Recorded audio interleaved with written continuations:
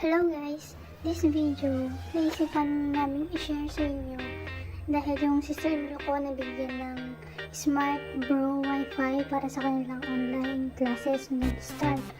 So this video ay para mapalitan po natin yung kanilang password kasi halos pare-parehas po ang kanilang password. So keep watching.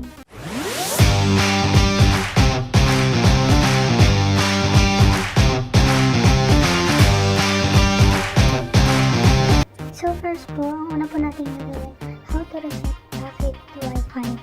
Sa likod po ng ating packet Wi-Fi, may makikita po tayong RST nakalagay. Sa tapat po ng RST, may small hole po dyan. Tusukin po natin yung pin. Tapos, tingnan po natin yung front po ng packet Wi-Fi. Makikita po natin doon na may lalabas na nakalagay na no using. At saka po yung packet Wi-Fi, magkukusa po siya mag-shutdown or magpa-power off.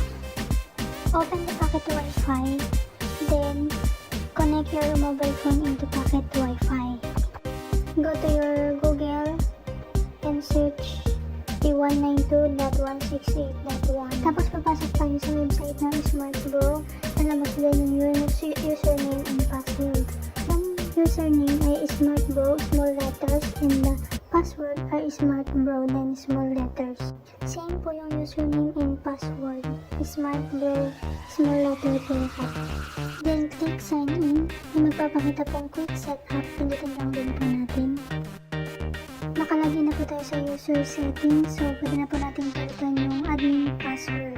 Type po natin yung admin password. Maglalabas po na retype sa the right side. So retype din natin. Then click the next. Next, internet connection. Yung mga nakalagay po dyan, okay na po yan. Okay na po kahit di na siya mag-begin. I-check na lang po yung nasa baba, pinakababa. Click next. Wireless network setting or wireless setting. So dito po, pwede na po natin palitan yung network name and password. Yung network name at password, ito po yung nakikita tuwing nag-search po tayo ng Wi-Fi. Pagkapalit ng name, re-enter lang din po natin yung password. Click next. Tapos hindi magpapakita, click finish. After po nun, mali-disconnect po tayo dun sa packet Wi-Fi po natin. Then, try po natin i-connect sa packet Wi-Fi po natin yung new password na ipinagit po natin. Remind lang mga po na pag tinay po sa username Smart Bro and password Smart Bro, same small letters, tapos ang labas ay invalid password or error po siya. I-reset nyo lang po ulit yung likod po ng packet Wi-Fi po natin. Saka connect po ulit kayo. Follow the step lang po. Ganun lang po yung mga comment. So yun lang po ang ating video. Sa mga katanungan o hindi naintindihan po yung aming video, kindly comment below and we try to answer po lahat ng mga katanungan mo. And please like and subscribe to our YouTube channel and thank you.